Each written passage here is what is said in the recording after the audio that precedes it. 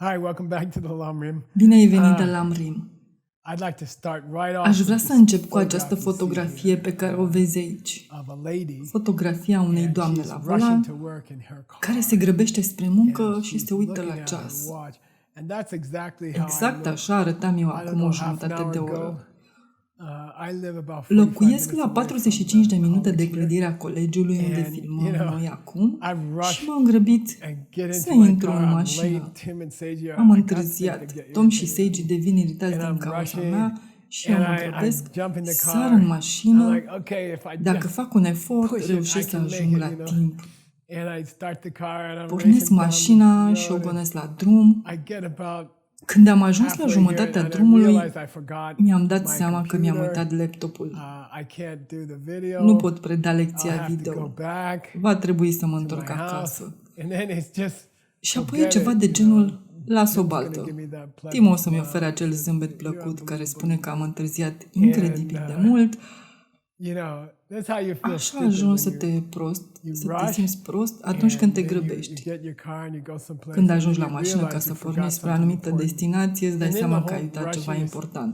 useless Și toată and you graba gotta este go back inutilă, pentru că and trebuie get să te what you întorci forgot, pentru a lua ceea ce ai come back uitat și again. apoi să So pornești din the nou către theme destinație. today Așa că is tema called de astăzi rushing se to numește work graba către locul or de doing muncă things twice. sau a face In lucrurile de English, două in ori. American English, we call it double În work. engleză americană o numim So, muncă having dublă. to do double Să work. fii nevoit să What's faci o that muncă mean, dublă. double work? Ce Well, înseamnă let's muncă read dublă? this. Ei bine, hai We're să going to citim read a asta. little poem. Vom It's citi by o a poezie great master scurtă. named Este Arya scrisă de un Shura. mare maestru numit I Arya think he Shura. lived around the time Cred of- că a trăit pe vremea lui. His book was translated into Cartea Chinese. sa a fost tradusă We în know the date. chineză. Știm data. So 434 434 era noastră. Ea a fost tradusă în chineză. Cred că este contemporan cu Nagarjuna. Cu aproape 2000 de ani în urmă, poate că a scris această poezie. Această poezie este dintr-o carte scurtă despre perfecțiunea înțelepciunii. O carte scurtă despre Pix. Îl spune: Tepa nipa tendu pangche shing. Tub gyao tepa ningje tembala. Shen pen ro chik ran shin derang ju. Okay? Jiten dudup sula tumepe. Jiten dudup is a very beautiful expression. Jingteng Dudu este o expresie frumoasă. Dundru, Okay, prin ea for însăși, $50. pentru 50 de dolari. Sanscrită, 40. 40, 30, 20, 10. Siddhartha. So, Da, Siddhartha. Yeah, Siddhartha. So okay. Înseamnă And, să-ți atingi It means to obiectivele. achieve the goal. So Jigten Dun Dup, Jingten the Dundru. name of the Buddha when he Numele was a lui prince, Buddha, was pe vremea Siddhartha. când era prinț, And it era means Siddhartha. to Și înseamnă să do faci what you have ceea to ce do trebuie să for faci other pentru people. alți So oameni. Jigten means for other people. So Jigten Jigten Dun înseamnă means, pentru alte persoane. Tsul Jigten means this special Tsul system înseamnă acest where sistem special în care you ai have în in minte mind toate all these aceste beings that you ființe saw one by one, pe care le-ai countless văzut beings una that you câte saw una, one by one, nenumăratele thinking about ființe them. pe care le-ai văzut una And câte then una. you're thinking about Te how to gândești la take care ele, of them. te gândești cum să ai grijă de ele. There are Sunt some unii people, oameni, la tumepe, they natumepe, get distracted care by devin distrași de tekpanipo. The idea that Tekpanipo, there's two ideea different că există ways to două approach moduri your spiritual diferite de a aborda life. viața spirituală personală. It might be the case O situație ar that fi if you've been aceea în sitting care through dacă this ai Lam Rim participat la for acest years, lamrim ani then de you're kind zile, of getting used to the atunci începi să te idea obișnuiești cu that there ideea are că two, există practic două basically căi two separate tracks. separate. We say three, but the lower Noi two are spunem together, trei, right? dar cele două And, inferioare sunt can think, luate well, împreună. I Poți să te could, gândești, ei bine, eu aș putea go for the big one, I să could merg try pe to calea reach cealaltă. bodhicitta. Aș putea încerca să try to ating have this bodhicitta, experience that aș Geshe-la's putea been încerca să am talking această about. experiență despre He care keeps talking about vorbește it. Geshe-la, I don't tot know why continuă he să keeps vorbească talking about despre ea. it. Nu știu de He ce tot seems to vorbește think despre that ea, dar pare such a să thing creadă is că așa possible. ceva e posibil. So, I could Deci, go aș putea that merge pe acea highway cale superioară. and I could try to do Aș putea something încerca să that fac would ceva help care ar every ajuta single fiecare being in the ființă universe. din univers. And it kind of I'd have Și to be cumva taking it ar on trebui să faith. am I'd credință have că to be acest thinking, lucru se va întâmpla. well, it is Ar trebui să possible mă gândesc. Ei to bine, meet este oare everybody in posibil the să universe. întâlnesc toată lumea And din it is univers? possible to Este oare promise posibil să each of promit them fiecăreia one by dintre one that I ființe will pe work for rând, you. mă I'd voi have to ocupa de kinda tine? Ar trebui cumva să am ceva încredere în Geshe-la și în aceste cărți deosebite. Deci asta este o modalitate de a merge mai departe. Sau ai putea spune că sună grozav, că sună uimitor, dar lasă-mă să încep de unde sunt. Lasă-mă să-mi fac meditațiile de dimineață și să încerc să fiu răbdător cu soțul meu în bucătărie. Lasă-mă să încep unde încep oamenii. Poate voi încerca să ajung la celălalt lucru mai târziu. Voi încerca să ajung la celălalt lucru mai târziu, acel moment în care încerci să vezi toate ființele din univers. Acum sună un pic prea exagerat și chiar să alegi să-l înțelegi pe soț și să înțelegi conceptul de pix.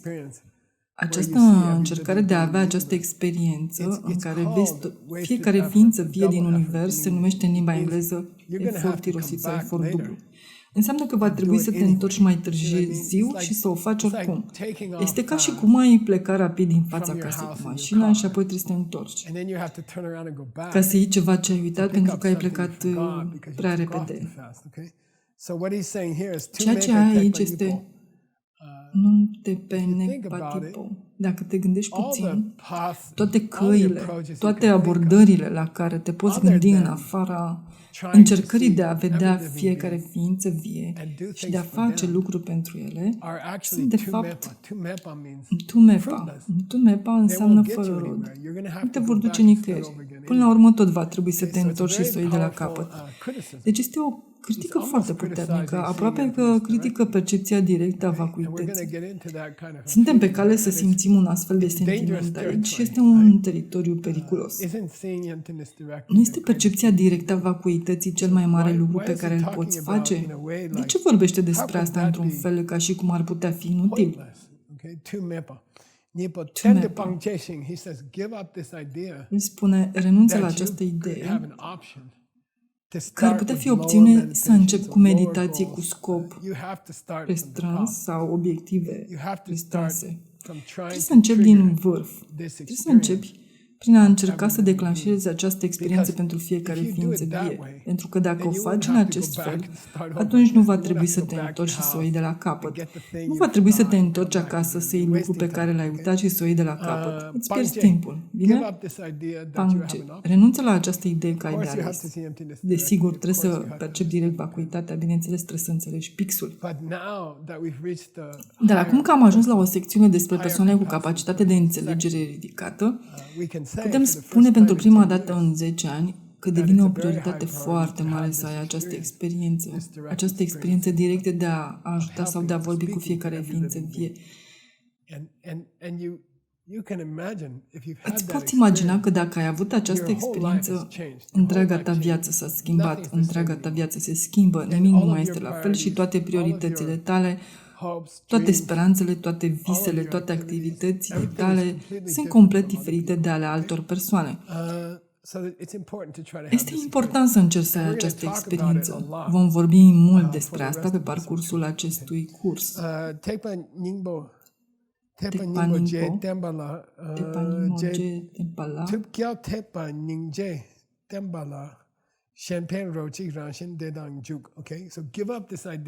renunță la această idee că ar trebui să te concentrezi pe orice altceva.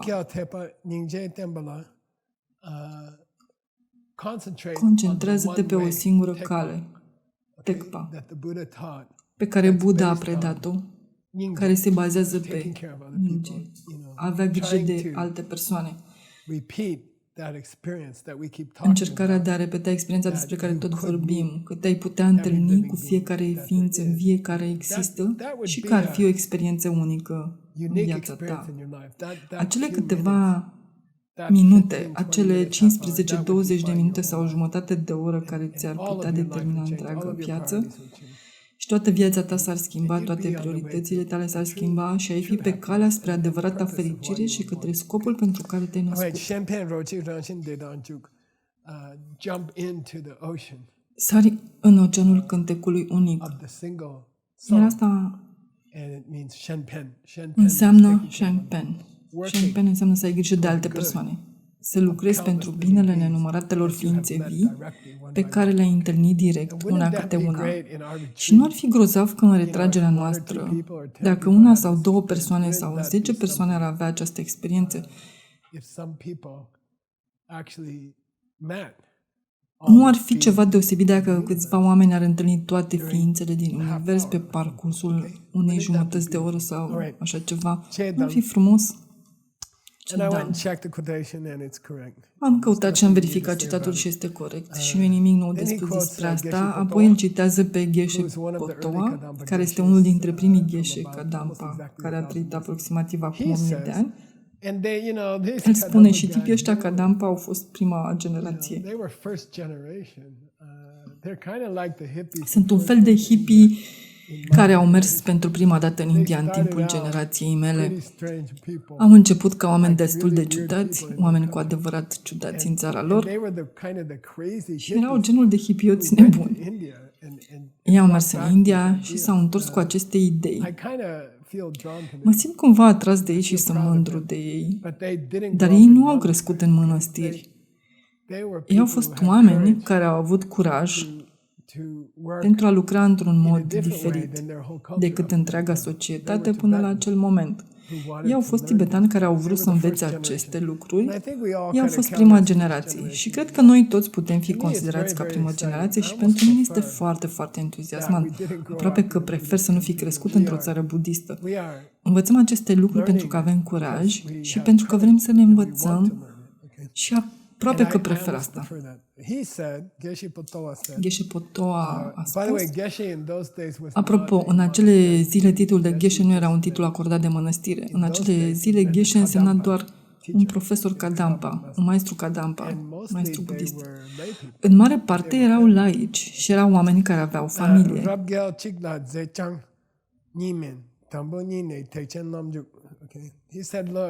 El a spus, în Tibet există nenumărate râuri și oriunde mergi, va trebui să traversezi râurile acestea. Este un lucru important în Tibet. E ca și cum în America te-ai spăla pe dinți.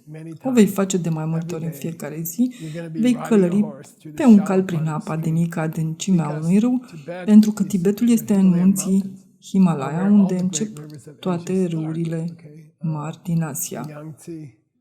Yangtze, Mekong, Gange, Brahmaputra, toate marile râuri din Asia izvorăsc din Tibet.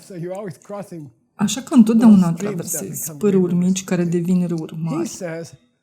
El spune, nu fi prost să traversezi pârâul în locul nepotrivit, pentru că apoi va trebui să-l traversezi din nou peste 10 minute, pentru că traseul este în cerc sau vine vreo curbă sau ceva de genul ăsta. Fii inteligent, urmărește harta și nu va trebui să traversezi acel pârâu de 2 ori. Acest lucru înseamnă să cauți direct experiența de a întâlni fiecare ființă vie și apoi gata. Asta e. Ai terminat. Nu trebuie să te mai întorci. Nu e ca și cum ai uitat ceva acasă și trebuie să te întorci să conduci înapoi. Poți fi mai eficient, bine? De la bun început, ar trebui să intri în această Mahayana, cale înaltă, bine? Mahayana înseamnă exact asta, să ai această experiență de a întâlni fiecare ființă vie. Mahayana nu este un sistem, Mahayana nu este un grup de cărți. Mahayana înseamnă să te întâlnești direct cu fiecare ființă vie și să ții un angajament față de ele. Apropo, dacă ești interesat de poezia lui, are un stil foarte neobișnuit cu un număr par de silabe. Sunt 8 silabe. De obicei este da. Deci este... Și sună ciudat în tibetană. Îți dă un sentiment de unicitate.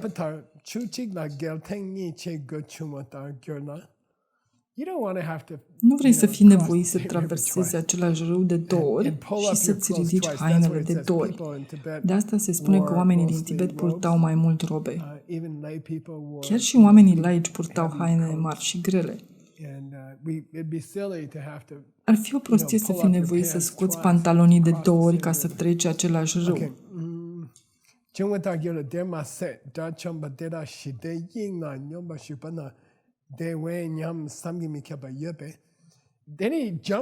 Apoi trece la alt subiect.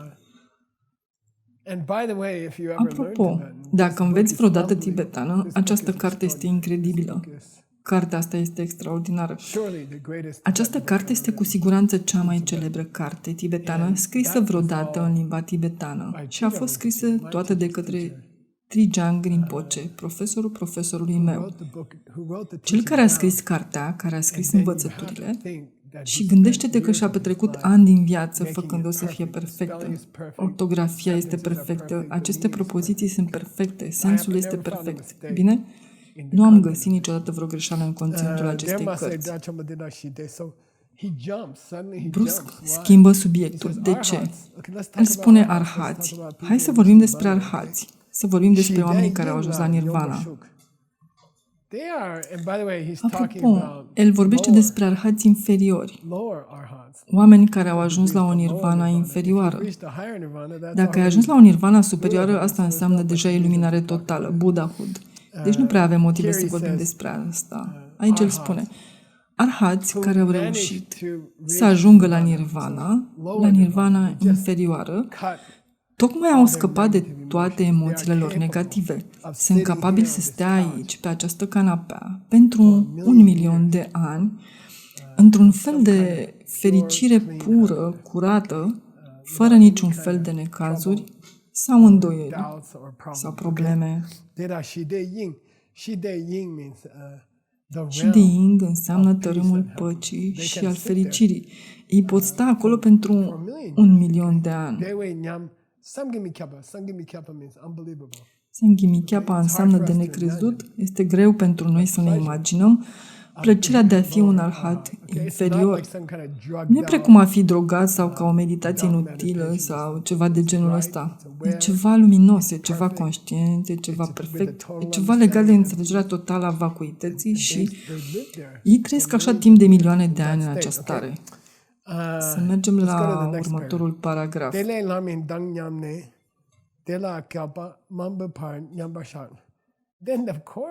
Bineînțeles, se gândesc la ei înșiși. Ei bine, cred că voi sta aici.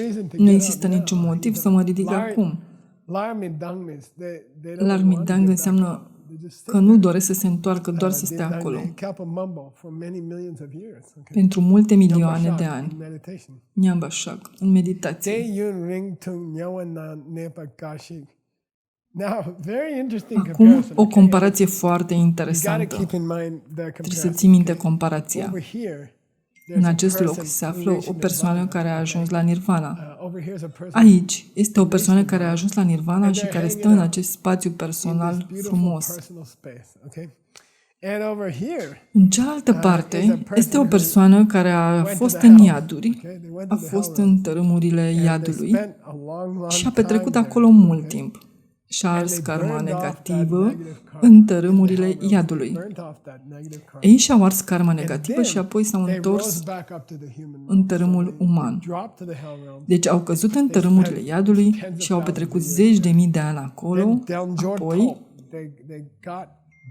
au primit înapoi o viață umană cu șanse și oportunități. Ei s-au întors la o viață umană cu șanse și oportunități, cu toate cele necesare unei vieți umane. Au găsit un profesor Mahayana și acel profesor i-a învățat cum să aibă acea experiență cu nenumărate ființe vii. Au ajuns la Sangyatupa. Au devenit iluminați. Ei au muncit din greu și au devenit iluminați. Deci, pe de o parte, e tipul ăsta care a ajuns la o nirvana personală și stă acolo, și pe de altă parte, iată un tip care a fost rău în această viață și a căzut în tărâmurile iadului și a petrecut sute de mii de ani acolo. El a luptat apoi să se întoarcă la o viață umană și în acea viață umană a intrat pe calea Mahayana și a devenit un bodhisattva. Care variantă este mai bună? Și care este mai rapidă? Care durează mai puțin? Care este mai eficientă? Nu, să mergi în iad. Da, e mai eficient să mergi în iad. Este foarte ciudat. E o declarație foarte ciudată, extrem de ciudată. O voi spune din nou. Iată un tip. Să spunem că a făcut meditația dansul leului corect și a atins nirvana personală. Stă acolo de milioane de ani, dar nu poate deveni un Buddha. Este doar un arhat, cu un spațiu personal fericit. Și uite-l pe celălalt tip.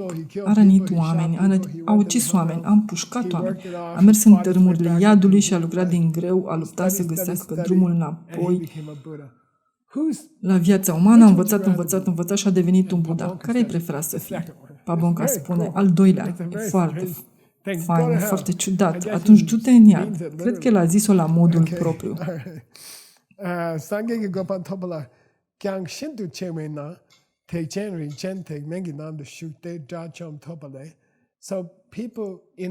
Oamenii care știu, oamenii care înțeleg cu adevărat modul în care funcționează lucrurile, fac tot posibilul pentru a sta departe de o nirvana personală. Ei nu încearcă să meargă acolo, pentru că este atât de delicios să-și petreacă milioane de ani acolo.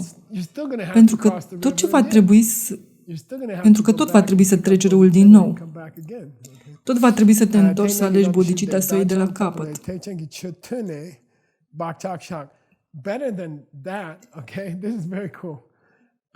Acest lucru e foarte fain. Mai bine decât atât, ar trebui să mergem la un curs.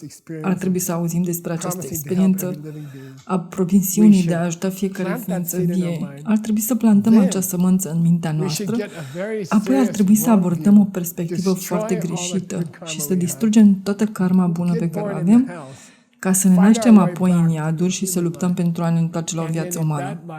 Și în acea viață se deschide acea sămânță din viețile anterioare în care am auzit învățătura Mahayana. Am auzit pe cineva spunând că poți întâlni toate ființele vii. Și acea sămânță veche rodește după mii de ani de stat în iad. Sangha Nyur, asta ar fi varianta mai rapidă. Sangha ar fi varianta mai rapidă. Și varianta asta ar fi mai bună. Asta ar fi o cale mai bună pe care să o iei către tărâmurile iadului, decât să stai într-o nirvana personală și să pierzi și mai mult timp. E un fel de declarație extraordinară. Am o poză aici. Îmi place să caut pozele astea. Ieri am primit extrasul de cont pentru cardul de credit și se pare că mă bucur prea mult de această căutare. Nu mă plâng. Spun doar că am avut o reacție de genul ce naiba, de ce este suma atât de mare? Apoi mi-am dat seama că erau toate pozele astea pe care le folosesc la Lamri. Așadar, această imagine a unui om care își arată acest tip. Ce se întâmplă acum aici? Crezi că e doar o imagine veche, dar nu e așa. Aceasta este o imagine budistă foarte profundă. Mi-a luat multe. A trebuit să merg la CIP, să caut în cărțile antice și am găsit poza asta. Ok, glumeam. Această doamnă l-a întrebat pe acest tip: cum ajung la Rimrock? Și tipul i-a spus: ei bine, puteți folosi autostrada 17, dar este blocată. A avut loc un accident, îți va lua mult timp să ajungi acolo. Ar trebui să ocolești pe calea mai lungă pentru că vei ajunge acolo mai repede. A avut loc un accident de circulație și vă spun că drumul pe care îl doriți este de obicei mai rapid, dar în seara asta a avut loc un accident. Vă recomand să ocoliți. Și ea spune: nu. Nu vreau. Nu am încredere în tine. Spune-mi unde este autostrada 17. Nu te cred că este mai lent pe acolo. Nu voi face acest ocol despre care vorbești.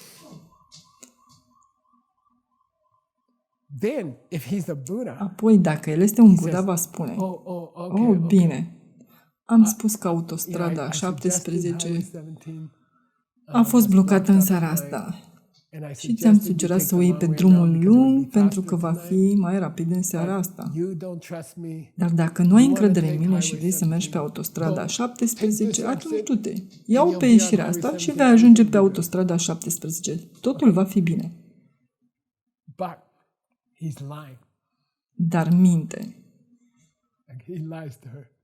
O minte. Foarte amuzant. This is what we're going to be talking about. I'll say it Despre again. asta vom vorbi în cele ce urmează. Highway O voi spune din 17 nou. is the best way to get to Autostrada 17 este cel mai bun mod de a ajunge la Rimrock din Phoenix. is asking this Această man, doamnă îl întreabă "How pe do I acest get to Highway bărbat 17?" cum să ajung pe This autostrada man 17. knows that Highway 17 Acest is om slower știe că at autostrada night. 17 este mai lentă în seara Tells her, asta. "Don't take Highway Și îi 17, spune I'll să show nu you o a ia pe slower autostrada route." No, I don't want a 17 slower și route. indică He o says, "Listen, if you use a rută slower mai route, lentă. you can get there Nu vreau o faster rută because mai tonight lentă. Highway Iar el îi 17 spune, is blocked." ascultă, este un traseu She mai says, lent. "I don't trust Dar you. vei ajunge Just acolo tell me mai what repede Highway pentru că în 17 seara asta autostrada 17 e Take blocată. this Și ea exit. spune, nu But am he's încredere în telling tine. her to take the Doar exit for the spune-mi long unde e way. autostrada 17. El loves spune, ia-o pe această ieșire. He wants to help her. Dar el îi spune Right? să o ia pe ieșirea pentru kind of drumul funny. lung, pentru că o iubește. It's a Vrea funny să example, o but it's ajute. perfect. Este Trust me, amuzant here we într-un go. fel. Este un exemplu amuzant, dar e Here's the perfect. text. Crede-mă. Tena, Începem.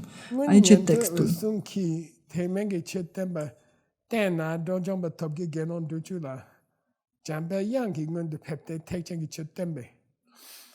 So in days gone by, În trecut there was a existat un arhat a lower inferior arhat named numit Kashyapa. There's many Kashyapa. Kashyapa. Există mulți Take Kashyapas. Tena, he was teaching El preda pe o cale inferioară Hinayana.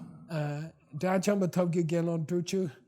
And there were 60 guys Erau 60 de who were tipi about to care erau aproape de a atinge Nirvana Nirvana on a lower track.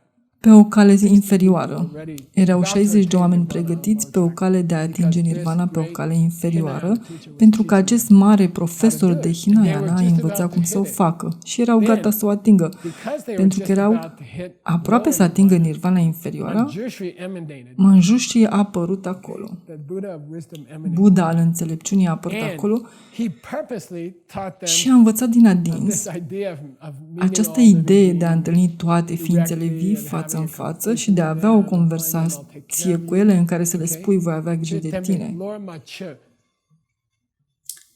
Nu li s-a potrivit această învățătură. Acum fii atent. Aici avem un Buddha, o ființă luminată care poate citi mintea unei persoane și îi dă învățătura greșită. În mod intenționat îi învață Mahayana. Tipii ăștia sunt aproape să ajungă la Nirvana inferioară. Manjushri dă buzna și îi învață calea superioară. Ce se întâmplă?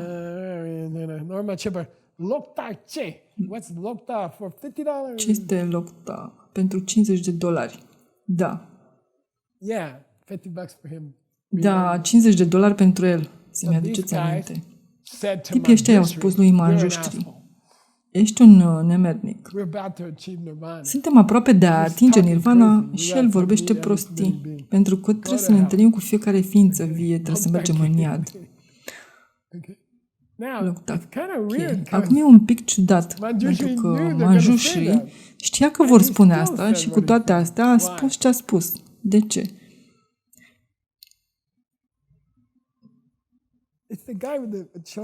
E tipul care îi arată doamnei unde să meargă. El vrea ca ei să meargă în iad, pentru că va fi mai rapid. Este uimitor, este incredibil. El spune ceva ce știe că nu li se potrivește, pentru că vrea ca ei să nu respecte un Buddha și în loc să meargă către o Nirvana inferioară, ei vor merge în iad, dar cu o sămânță în mintea lor pentru că au auzit despre Mahayana. E fain, e foarte ciudat, e foarte ciudat. Adică urmând acest tip de comportament ar putea să fie periculos dacă nu vedem viitorul. Cred că ar trebui să avem grijă cu acest tip de abordare. Bine?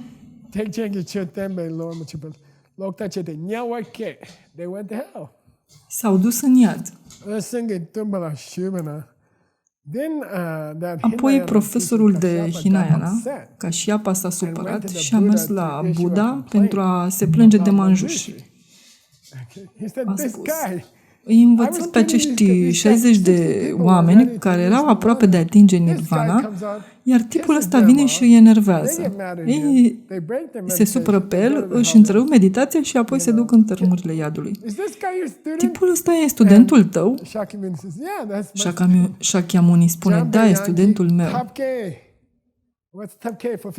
Ce este Tapke pentru $50? tapkei. Manjushri is just doing tapkei. Manjushri face tapkei. Yeah. So now I owe him 100, okay? Acum îi datorez $100, bine? Shakyamuni, Shakyamuni îi spune lui which is not the Buddha Kashyapa, care nu este Buddha Kashyapa, acesta este un alt Kashyapa, Manjushri is trying to, yeah, îl spune, ascultă, Manjushri încearcă să îi facă să meargă în iad. Apoi tipul spune, ce? Îl spune, da. Se numește, există un cuvânt nou pentru asta. strategy.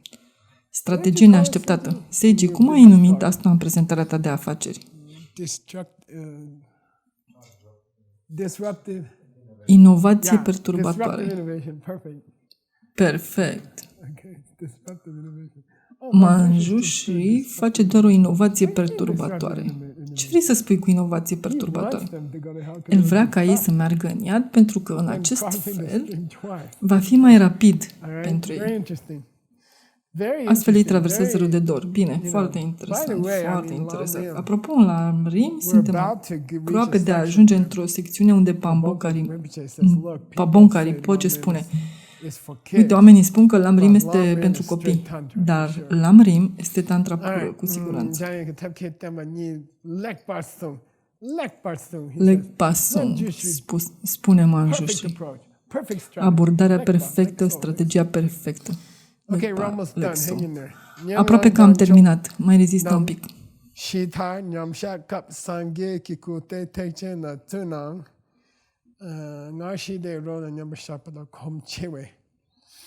So nyenanda chomanam there are Există arhats inferiori în nirvana. Nyamsha kap, okay. Ei ating aceste stări profunde de nirvana personală. Există un lucru faimos pe care am predat în cursurile ACI. Ce se întâmplă în acel moment? Da, ai fost acolo pentru aproximativ 1.000.000 de ani și apoi cineva te bate pe umăr. Buddha ți-o regizează. Buddha spune, hei, nu ai terminat încă, ridică-te. Tot mai trebuie să te întorci și să traversezi râul din nou. Întoarce-te, du-te acasă, ia lucru pe care l-ai uitat. Îi trezește. Cineva ar trebui să scrie o piesă despre asta. Ar trebui să fie un tip care meditează și un alt timp vine și îi pune cartofi prăjiți sub nas. Iar apoi îi spune, ridică-te. Iar apoi Buddha i-a făcut să intre în Mahayana. Dar ei vor avea în continuare slăbiciuni. Slăbiciuni karmice în mintea lor pentru acest tip de nirvana împrăștiată. Și acestea sunt periculoase. Ca urmare, Buddha nu a ales, Manjushri a ales să nu-i lase să atingă nirvana și apoi să-i trezească la jumătatea drumului. Pentru că în acest fel ar avea încă semințe rele în mintea lor. Iar fi încă atrași de acea nirvana inferioară, așa că i-a trimis în iad. Este foarte interesant.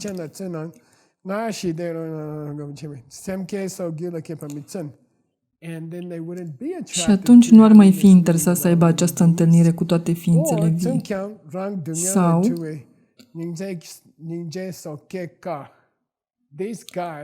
tipii ăștia care stau într-o nirvana personală, e greu pentru ei să obțină Nyingche.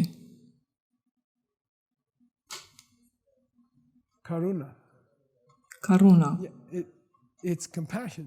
Este compasiune. Kieka. Este greu pentru ei. Nu pot empatiza cu oamenii normali. Ei nu se pot gândi la cât de grea este viața oamenilor normali, pentru că viața lor este prea plăcută. Cel mai bun bodhisattva este cel care are multe probleme personale și atunci poate fi un bodhisattva foarte bun. Dacă participați la această retragere și aveți o mulțime de probleme personale și te gândești, nu sunt un budist foarte bun sau nu aș putea ajuta alți oameni foarte mult, chiar aici, Buddha spune, ești perfect pentru un bodhisattva. Oamenii care au avut o mulțime de probleme în viața lor, oamenii care au eșuat din nou și din nou, ei sunt cei mai buni oameni pentru a preda învățăturile bodhisattva, pentru că au experimentat acele lucruri. Treaba unui bodhisattva este să iubească pe ceilalți care au necazuri. Și nu poți să iubești cu adevărat dacă nu cunoști acea problemă, corect?